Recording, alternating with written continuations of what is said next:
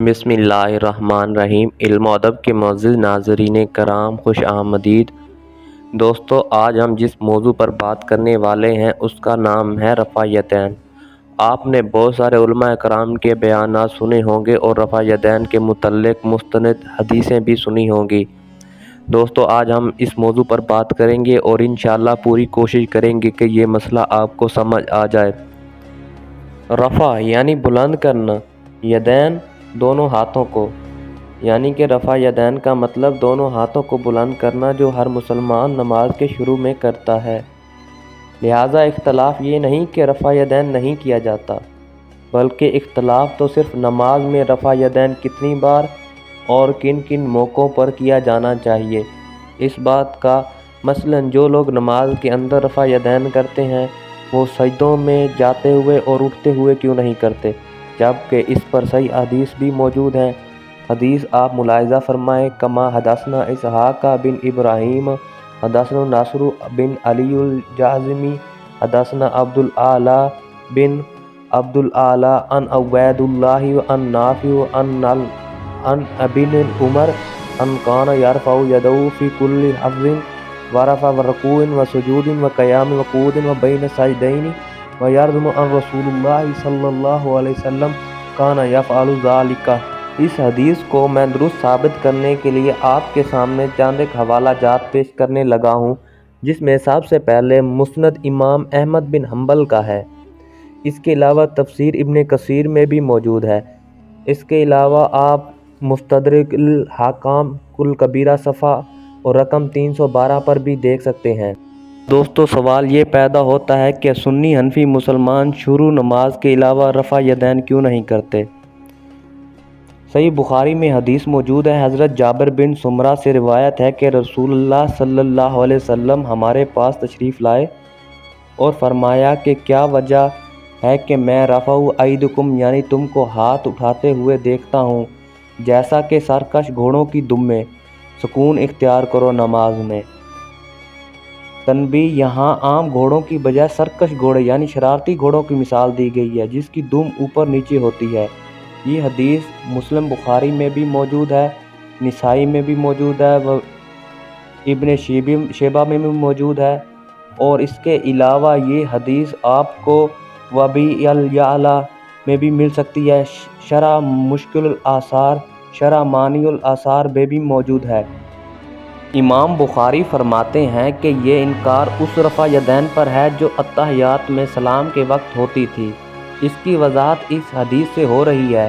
حضرت جابر بن سمرہ سے روایت ہے کہ ہم رسول اللہ صلی اللہ علیہ وسلم کے ساتھ نماز ادا کرتے تھے، ہم السلام علیکم ورحمۃ اللہ اور السلام علیکم ورحمۃ اللہ کہتے تھے اور اپنے ہاتھوں سے دونوں طرف اشارے کرتے تھے، تو رسول اللہ صلی اللہ علیہ وسلم نے ارشاد فرمایا، تم اپنے ہاتھوں سے اس طرح اشارے کرتے ہو جیسے سرکش گھوڑے کی دم، تم میں سے ہر ایک کے لیے کافی ہے کہ وہ اپنی ران پر ہاتھ رکھے، پھر اپنے بھائی پر دائیں طرف اور بائیں طرف سلام کرے۔ صحیح بخاری مسلم جلد اول حدیث نمبر 965۔ نماز کا بیان۔ ناظرین کرام، اب ہم بات کرتے ہیں ترک رفع یدین والی حدیث کی۔ حضرت عبداللہ بن مسعود فرماتے ہیں کہ کیا میں تم لوگوں کو رسول اللہ صلی اللہ علیہ وسلم کی نماز پڑھ کر نہ دکھاؤں؟ پھر انہوں نے سوائے ایک مرتبہ نماز میں ہاتھ اٹھائے اور پھر اسی طرح نماز مکمل کر دی۔ یہ حدیث نسائی میں موجود ہے، قدیمی کتب خانہ نسائی، مترجم 345 دار الاشاعت۔ ناظرین کرام، میں اب غیر مقلدین سے ایک سوال کرنا چاہتا ہوں کہ غیر مقلدین سجدوں کی رفع یدین کیوں نہیں کرتے، جبکہ سجدوں میں جاتے وقت رفع یدین 10 صحابہ کرام رضی اللہ تعالیٰ عنہ اجمعین سے صحیح سند کے ساتھ مروی ہے۔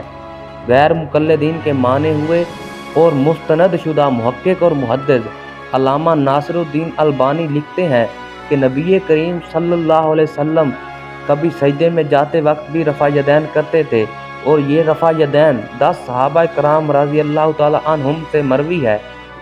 ان صحابہ کرام میں ابن عمر، ابن عباس رضی اللہ تعالیٰ عنہم، حسن بصری، طاؤوس، ابن عمر رضی اللہ تعالیٰ عنہ کے غلام نافع، سالم بن نافع، قاسم بن محمد، عبداللہ بن دینار اور عطا اس کے جائز سمجھتے ہیں۔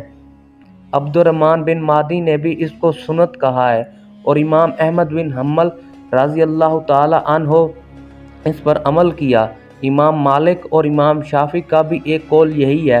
मुअज़्ज़िज़ नाज़रीन कराम, तर्क रफ़ा यदैन पर मैं आपके सामने एक और हदीस पेश करने लगा हूँ। इमाम हमीदी रहमतुल्लाह अलैह रवायत फरमाते हैं कि हमसे हदीस बयान की सुफियान रहमतुल्लाह अलैह ने, उनसे ज़ाहरी रहमतुल्लाह अलैह ने, उनसे सालिम बिन अब्दुल्ला इब्ने उमर ने, उनसे उनके वालिद अब्दुल्ला बिन उमर ने रिवायत करते हैं कि मैंने नबी करीम सल्लल्लाहु अलैहि वसल्लम को देखा कि जब नमाज शुरू करते तो दोनों हाथ कंधों तक उठाते और जब रकू का इरादा करते और रकू से सर उठाते तो रफ़ा यदैन नहीं करते थे और ना ही सजदों के दरमियान करते थे। मुस्तनदुल हमीदी। इसके अलावा हज़रत आसिम बिन कलीब रहमतुल्लाह अलैह अपने वालिद से रवायत करते हैं कि हज़रत अली नमाज की पहली तकबीर में रफ़ा यदैन करते थे, फिर उसके बाद रफ़ा यदैन नहीं करते थे। अल मुहद्दिस अल ऐनी।